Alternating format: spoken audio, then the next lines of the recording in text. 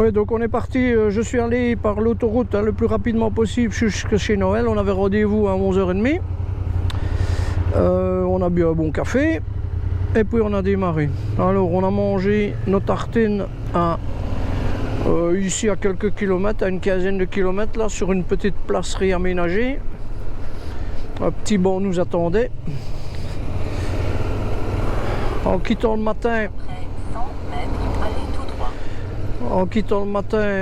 moi j'avais des gros nuages, il faisait très gris visé sur Liège, et puis arrivé à Injon, ça s'est éclairci. On a eu un peu du soleil même.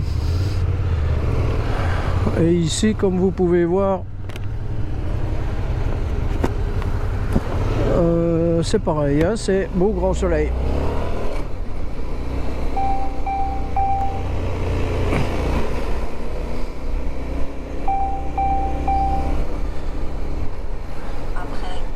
Dirigez-vous vers la droite, puis dirigez-vous vers la droite.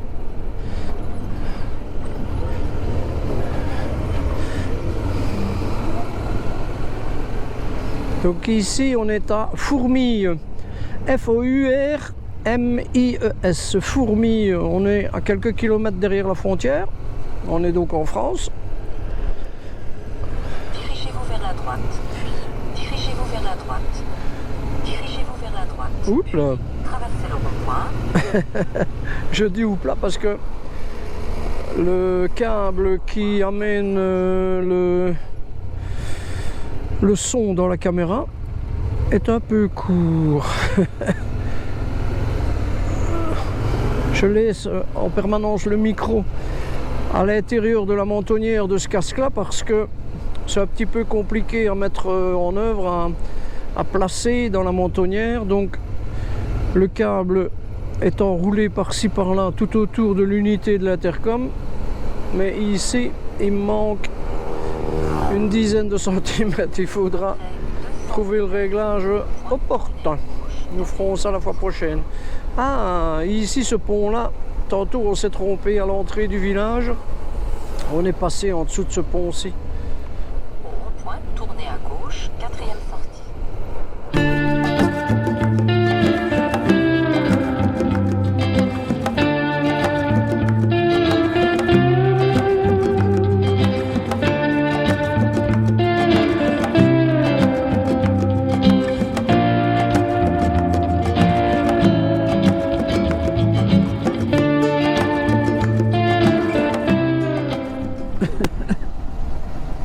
Voilà, on sort de Fourmies.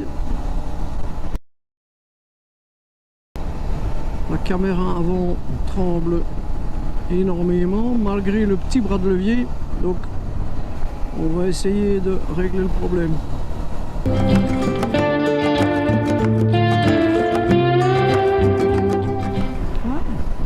Un étang ici à gauche. On va vers Momigny. Momigny, c'est des doux souvenirs aussi avec mon papa qui était colombophile, donc les paris sportifs, hein. On mettait les pigeons à Momigny et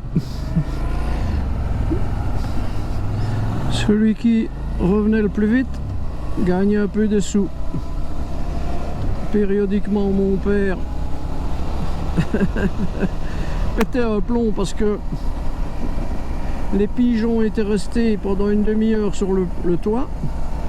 Donc il y avait une petite boîte, hein, avec une petite bague, donc on mettait la fameuse petite bague en caoutchouc dans une petite capsule. On enregistrait avec une boîte spéciale l'heure à laquelle le pigeon était rentré, mais évidemment s'il restait une demi-heure sur le toit, ça anéantissait tous tes espoirs.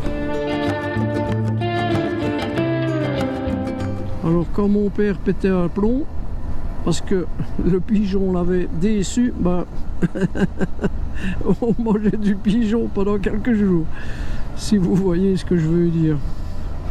Donc mon père n'avait plus de pigeons, et puis 6 mois après, il allait rechercher des pigeons, et le cinéma recommençait.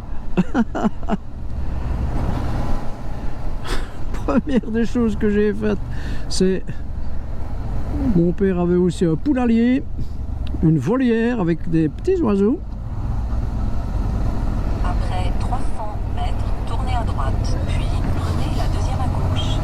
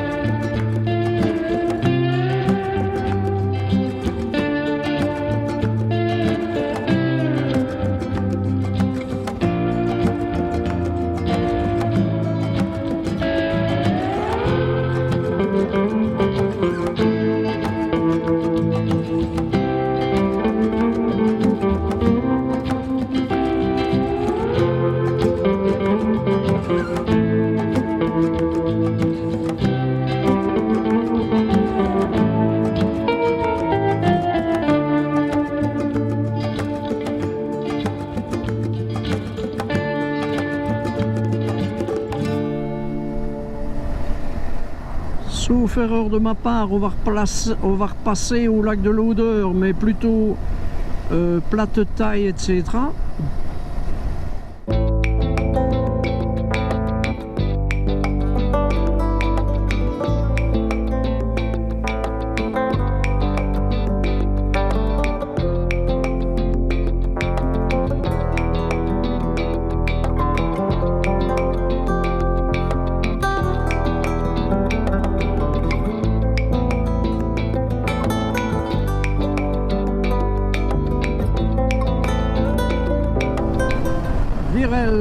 Et ses étangs bien connus. Oui, à gauche, le GPS me dit à gauche et puis directement à droite, presque en face. Là. Café des touristes.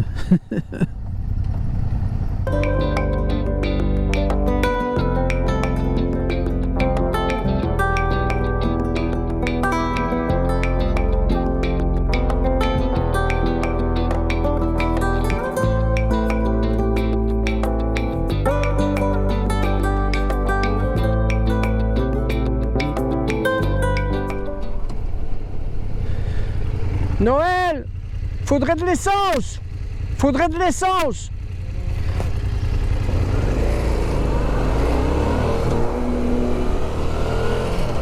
Il vient, Noël? Oui.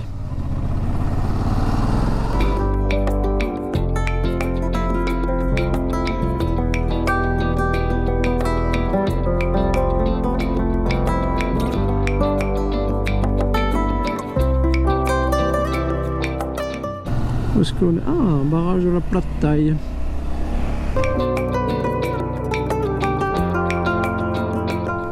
Hop là. Je l'écrase encore plus la guêpe.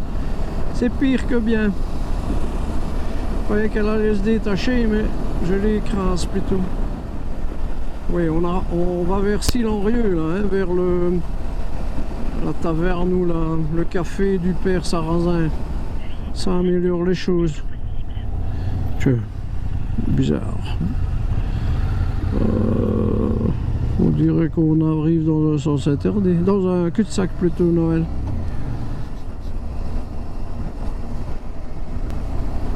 Après 200 mètres, faites demi-tour dès que possible. Ah ben voilà le cul-de-sac.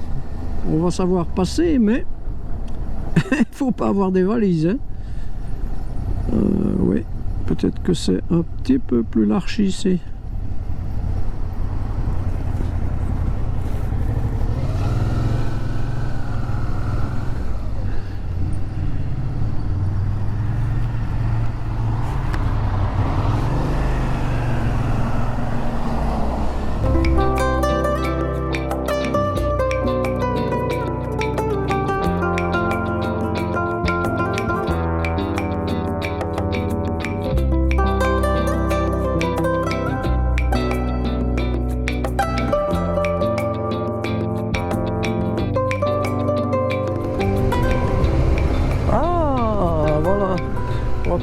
On va peut-être arriver par, oui, par l'autre côté.